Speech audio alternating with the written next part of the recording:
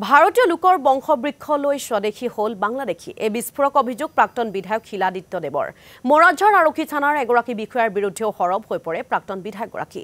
ইছফাকুল নামৰ সীমান্ত আৰক্ষীৰ বিষয়াগৰাকীয়ে স্থানীয় গাঁওবাসীৰ বংশবৃক্ষ ব্যৱহাৰ কৰি কেইবাগৰাকীও বাংলাদেশীক ভাৰতীয় নাগৰিক কৰাৰ গুৰুতৰ অভিযোগ উত্থাপন কৰিছে শিলাদিত্য দেৱে সীমান্ত সুৰক্ষাৰ দায়িত্বত থকা একাংশ সংখ্যালঘু আৰক্ষী বিষয়াৰ ওপৰত চুকা দৃষ্টি ৰাখিলে বহু কেলেংকাৰীৰ তথ্য পোহৰলৈ আহিব বুলি উল্লেখ কৰিলে প্ৰাক্তন বিধায়কগৰাকীয়ে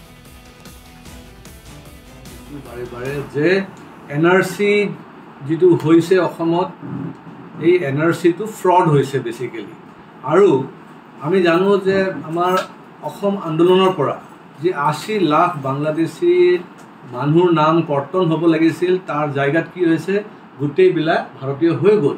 আৰু ভাৰতীয় যে হৈছে তাৰ কাৰণে মূল কাৰণটো আছিল কি যে আমাৰ যিসকল থলুৱা মুছলমান মানুহ আছে তেওঁলোকৰ লিগেসি ডাটা তেওঁলোকে ইউজ কৰি পেলাই তেওঁলোকে নিজৰ নাম অন্তৰ্ভুক্ত কৰিছিল এনআৰসি আৰু হেইটো মই আজি প্ৰমাণ কৰিব বিচাৰিছো যে আপোনালোকে ইয়াত দেখা পাইছে যে ইয়াতে এটা আমাৰ লিগেসি ডাটা আছে আৰু এই লিগেসি ডাটাটো হৈছে জয়াদ আলী নামৰ এটো লিগেসি ডাটা আৰু জয়াদ আলীৰ পুত্ৰ হৈছে আপোনাৰ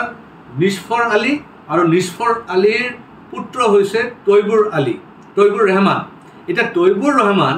এতিয়াও আছে আপোনালোকে মই লগ পাই দিম আপোনালোকে তেওঁ ইন্টাৰভিউ ল'ব পাৰিব আৰু হুদি ল'ব যে তেওঁ কেনেকৈ ব্ল্যাকমেইল কৰি পেলাই তেওঁলোকৰ পৰিয়ালক এতিয়া ধমকি দি পেলাই বৰ্ডাৰ পুলিচে তেওঁলোকে কৈছে যে আপোনালোকে কম্প্ৰমাইজ কৰি লওক যি ব্যক্তি আপোনাৰ